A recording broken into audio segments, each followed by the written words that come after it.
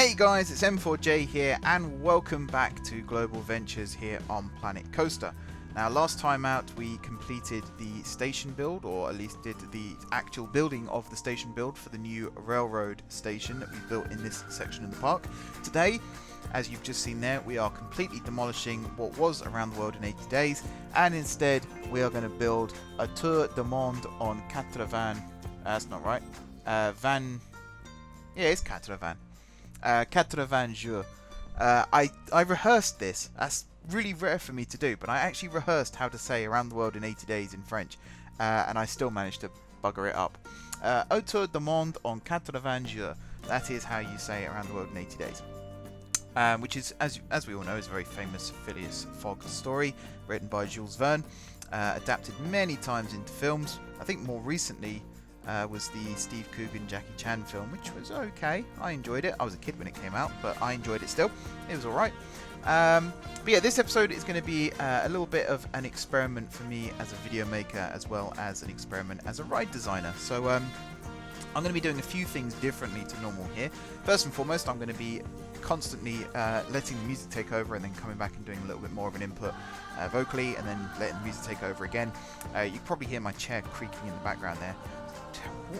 Whoever came up with the idea of having gaming chairs be made of leather, or faux leather I think in this case, it's very comfortable, but it's really creaky and squeaky. And we kind of have a running joke amongst us guys about Dylan's chair creaking all the time, whereas now I think I'm part of that club, which I'm not sure I'm particularly a fan of, but there we go. Anyway, that is by the by.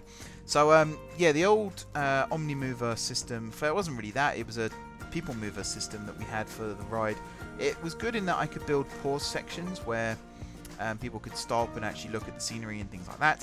But in terms of actual ride design, it was very loud, it was very creaky and cranky and very mechanically sounding, whereas for this ride, it's a main ride at the park, don't get me wrong, but because of how close it is to the entrance, I kind of want it to be more of an introductory, friendly type ride.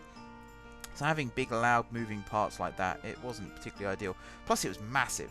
And don't get me wrong, this replacement we're building is also going to be massive, but it's massive in a more manageable style, which sounds really weird when I say it like that. But you'll see what I mean in a second, because by the end of this episode, not only will the ride layout be complete, but the show building around it, the walls will be in place, and will be pretty much ready to actually add the theming in over the next couple of episodes.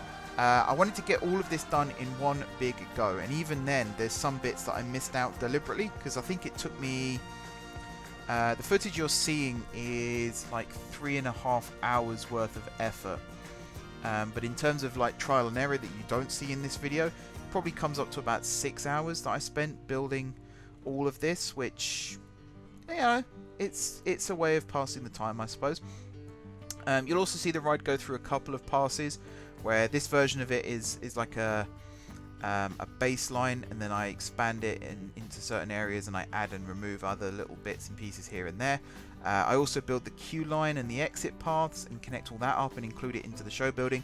It's all one big inclusive building, which I was a really big fan of. I'm going to have to work to hide some of it, because there are some sections where it's a little obvious, particularly if you walk down Somerset Avenue. I'll have to put some big trees up in that area to hide quite a lot of the building. But overall, as I always say this, it's going to be like my catchphrase of the series now, but I'm very happy with the result.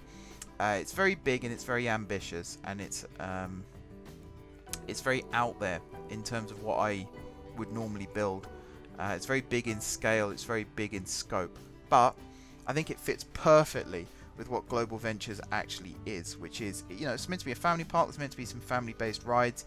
It is meant to be based or inspired by other works as well, so to have a Jules Verne novel be turned into a ride like this, big fan of that. And, you know, just, it looks good, and I'm really looking forward to putting all the little show scenes in and stuff like that. So this is going to be the first time where I say I'm going to let the music take over for a bit, and I'll join you guys again a little bit later on to talk you through a little bit more as to what's going on. So enjoy the music, and I'll talk to you again very shortly indeed.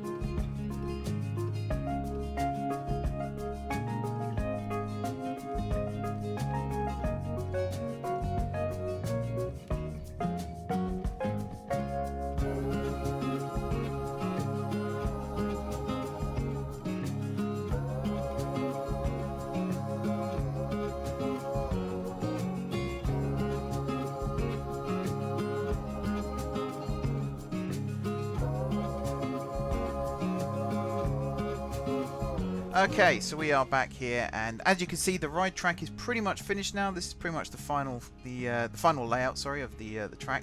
And at this point, I'm building the exit. Now, it kind of annoyed me a little bit the way that the exit to the ride is kind of not where I thought it was going to be. It kind of makes more sense to exit from the back of the ride than from the front, but the exit gate is at the front of the station for some reason. So I kind of worked around it and integrated it into the design.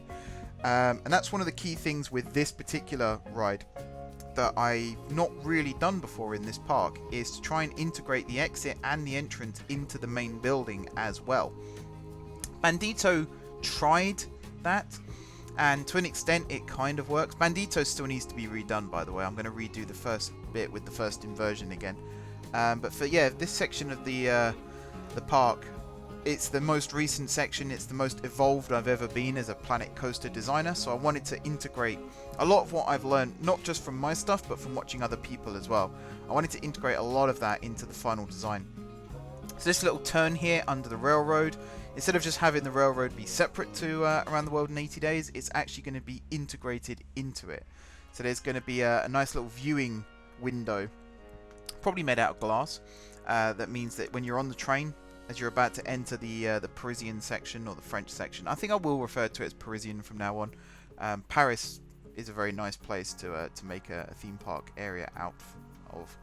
But yeah, as you pass over or pass into the Parisian section, I should say, there'll be a nice glass window where you can look down into the first scene of the ride, which I think is really nice. And the queue line as well is also going to have little windows where you can look down into the ride.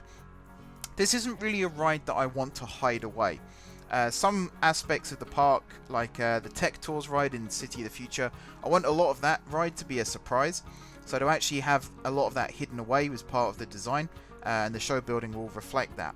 Apart from that little bit on the railway again where you can look down into it. But this ride, I kind of want to show it off a little bit more. The show building is huge, and we are going to have to do quite a lot of work in hiding that. But in terms of the actual wanting people to see inside, having little show scenes visible from the queue is something that I really wanted to incorporate into this. I thought it would work really, really well. But yeah, this is me starting to build the show building now. Now the show building itself is made out of this white metal, same as the back of the facade here. I just wanted to make it all pretty much the same, look the same. There will be some cladding, so all the external walls that can be seen from inside the park, that will all have cladding on it. These little bits here where it integrates or interacts with other buildings, that will all have cladding on it as well to kind of make it look a little bit nicer. And of course all the internal walls that you'll see from the ride will have some kind of facade going on as well, just to make it all look a little bit nicer. Overall, this is technically a 5-story building, but it's split into 4 floors. So there's the basement level, which is below where you get on the ride and off the ride. So it's where the gift shop is, it's where most of the queue takes place, it's also where the lower sections of the ride take place. Then you've got the middle floor, which is where the loading platform is and where some of the little ride sections here, so this final section here before you exit the ride, all this takes place here. And then you've got the sort of 2 upper floors on mezzanine type levels. So you've got the first big lift hill and where that takes you up to, and then you've got the second big lift hill that takes you into the drop. And there is a drop in this ride. It's quite a big drop in terms of the ride size. I think in terms of actual rides of this type, it's a pretty small drop. But I wanted to go with something a lot bigger and a lot nicer for this. I did want there to be a surprise element, and having a big drop towards the end of the ride is quite a nice surprise element. I think I know which part of the world the drop will be themed to. But again, at this point in time, I've got all these show scenes that are built. And you know, the ride, by the end of this episode, you'll see it is split into different rooms, and each room is its own show scene. But in terms of how I'm going to theme each show scene, I don't actually know yet. One idea is to theme it to each section of the park. So have a Rocky section, a Frontier section, a British section, Japanese section. Could do it like that, or just theme it to the book. So all the countries that Phineas Fogg travels to as he tries to go around the world in 80 days. And then I might use the Steve Coogan film as inspiration for that, because it's, again, I haven't read the book. I really should read the book if I'm going to be commenting on this kind of thing. But I just want to see what kind of things I can do regarding the countries and things like that. Whether I include countries that aren't in the park. So China, for example, will be in the park in the future, but it currently isn't. Also, where else does Phineas Fogg go? Do you know what? It's been so long. Oh, Turkey. As I say, it's been so long since I watched the film, I've actually forgotten which countries they go to. But I believe they do go to Turkey, and that's where they find, is it Arnold Schwarzenegger in Turkey? Anyway, it's a really weird, hard film to explain to people. But yeah, again, I'm going to let the music take over for a little bit. I just wanted to tell you a little bit about some of the show building stuff that was going on here. And again, you'll see the show building kind of change and evolve throughout this little process here as well. But I kind of wanted to show all of this. I wanted to show the overall progression of this ride and how the railway gets integrated into it and how close we actually get to Valley of the Nile as well. So literally the other side of the wall from the helix there on Anthony is the show building to Around the World in 80 Days. And I think this is the closest that two themed areas have actually gotten to each other so far. So I really liked that idea and wanted to explore it a little bit more. And maybe even have the two show buildings back onto one another. But we'll see about that. But yeah, I'll let the music take over for a little bit longer, guys, and I'll see you again in just a bit.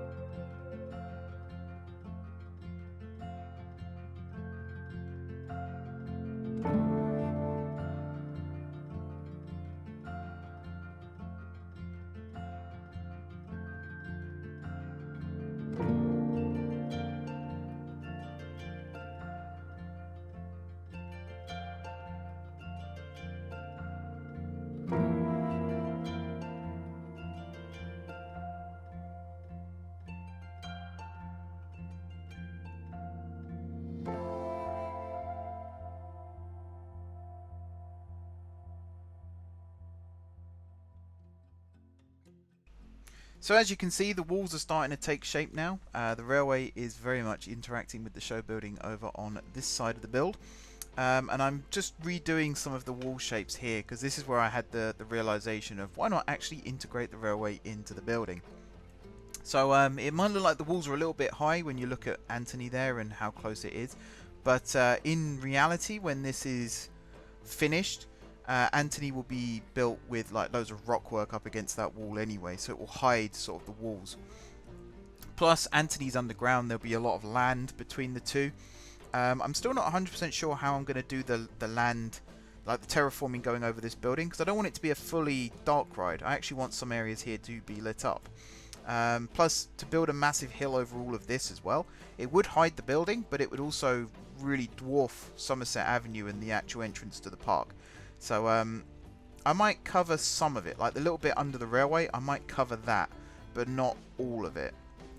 The rest of it I might actually leave out in the open and just use natural lighting, because I think it's, you know, it's not the worst thing in the world at the end of the day. Sometimes it's quite nice to have that little integration with the dark ride. This bit here is the show building integrating with this building. Obviously you won't see the back of this building, so I will go through and cut some of it out, but at the same time it is a bit out there.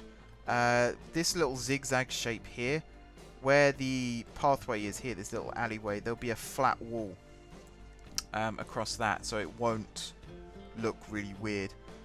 It'll be quite nicely capped off, and there might be like a fake roof there as well, just to make it look a little bit nicer. And then yeah, just the way it clips into that building there as well. Actually, I've checked some of the sight lines from the pathway, and a lot of this building is quite hidden. Obviously, I haven't built the full scale of the building yet, so there is still a little bit that might be out on show. But yeah, overall, I think it does fit quite nicely. And this little section that I'm building here is actually going to be for an extension of the queue line, because again, I realised that the queue was quite short for this little ride. Considering how big this ride actually is in scale, you probably want quite a big queue for it as well, because I think it will be quite popular. If this ride was real, I think it would be very popular. You think like what used to be the Bubble Works at Chesington and how big that was and how popular that was. Hour queues on Sundays. Although I think the throughput was a bit poor, so that might be why. But yeah, I wanted to build this little queue line extension, and this is going to be part of the main queue. I was thinking of having it as like a temporary extension, but I think, yeah, having it as part of the main queue seemed like a more logical idea. And I think, I'm trying to remember off the top of my head, I think I actually put some extra viewing windows in as well from here, so you can actually look down into more of the ride, which I thought was a nice idea, a nice little touch at the time. This is just me moving some walls out of the way, because again, this is all one big building, so as soon as you walk through that alleyway, that's part of the entrance to the queue, you become part of the building. It all goes into one big building, so to actually have it all as one big integrated structure was a really, really important factor in the building of this overall show building, and it should help with the theming, and it should help with hiding it all at the end as well, because it's basically a case of the outer walls are now done, most of the inner walls are now done, so it's just putting the theming in and then sticking the roof on top, and then this building is pretty much done, plus the floors. So the upper stories of this building will have their own little floors in. They'll mostly be fake floors, and I will try and do the realistic thing of building evacuation exits and things like that as well. So if there is an issue with the ride, which of course in the game there won't be, but in real life if there was an issue with the ride, then you could do an in-show exit. And yes, I will be using a lot of Disney terms throughout this project, because as I say, it's Disney inspired, so you might as well use the lingo. So yeah, the little section there where there's the path supports, that will all get hidden. I think I might hide the supports, have it as like a cantilever structure, so all the pathing and all the ride system is supported by the outer walls, and just have big steel beams go across. For the ceilings, so the floors will be fake floors with just scenery on, apart from the little evacuation walkways. But for the ceilings, what I'm planning on doing is building like there is an asset. I think it's like a Starry Night type ceiling. I've used it in the Tech Tours ride over in City of the Future, and I will be using it again here just for the ceilings. So you can snap it to the ceiling and it will just make the sky look like an actual sky. Well, sorry, make the ceiling look like an actual sky, and help just cover some of the stuff up there a little bit better, make it look a little bit nicer. So here I'm kind of struggling a little bit to build the walls around the lift hill. So the lift hills themselves, they're not really part of the theming part of the ride, so a lot of it will just be heavily enclosed. There'll be some sound elements and stuff going on. There might be some projections. I might put a screen at the top to try and like direct people's attention, but the majority of it is just going to be quite an enclosed space, and it might be quite loud. I don't actually know how loud the lift hill mechanics are for this ride. In real life it'll probably be quite clackety, but that's fine. And again, I think back to like the Bubble Works. It's now called the Gruffalo. I've not been on it since it got rebranded, so I don't know what it's actually like. From the videos I've seen, it actually looks half decent. But the old Bubble Works, the lift hill in that wasn't really themed. There was a bit of a light show and the music kind of crescendoed. And even the drop track wasn't really themed per se. And then when it went from Professor Burke's Bubble Works to just the Bubble Works, kind of the same thing. Wasn't that much theming added, it was just a bit more of a light show. So I think I'll just do that in the lift hills. I'll just have it as a bit of a light show with some sound playing, and then, like I said, maybe a screen or two at the top, just to distract the riders from the fact that they're in a really tight enclosed space going up a lift hill, because it's obvious that they'll be travelling uphill, but at the same time you kind of want to distract from the fact that they are climbing, because some people might not like that. They might want to be distracted from that fact. Another little problem I had with the building here is, for some reason, I don't even know where it happened, but some of the building ended up slightly elevated from the rest of it, and trying to pinpoint whether I need to lift some of it up or whether I need to lower some of it down, I don't actually know. And at this point you can see here I'm giving up, because I'm realizing that it's all sort of split level. So what I might do is just fill the gap in wherever it appears and not make a big deal out of it. But yeah, this is the outer walls are pretty much done. The inner walls are now starting to get done, and you can kind of see where the individual rooms are going to be and what kind of things will take place in these rooms. There'll be a lot of fake rock work in these rooms. There'll be a lot of obviously I'll be using the real trees to make the effect, but in real life it would be fake trees going into all of this. I'd like to think as well there'll be things like smellitzers to try and create the illusion that you're in these locations. And then a lot of speakers for sound effects and things as well, just to really hammer it home that you're in these different areas. But yeah, again, I'm going to let the music take over for a bit. I'm trying not to talk as much during these videos. I'm trying to sort of let the video itself do the talking. I don't know really whether that's a better way of doing it or not, but as I say, I'm experimenting with this episode, trying out lots of different things. So again, I'm going to let the music take over, and I'll join you guys again a little bit more towards the end of the video, just to wrap things up and explain the final product. So I'll see you guys then.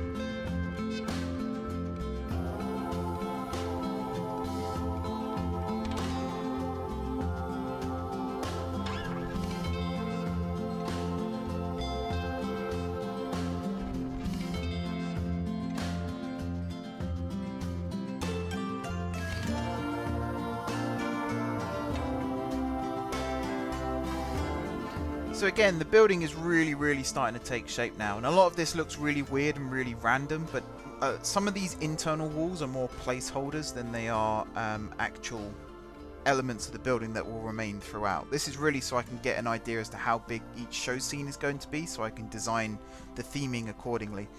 And then if necessary, some of these internal walls will be swapped out with more heavily themed walls, just to try and make things look a little bit nicer inside here.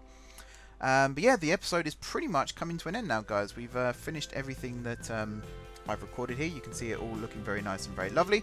So I'm just going to wrap things up now and say thank you very much for watching. Don't forget to hit the like button if you enjoyed the video, and of course if you enjoyed the series, drop some comments down below with ideas for future episodes, and also any ideas for these show scenes. That's always very much appreciated.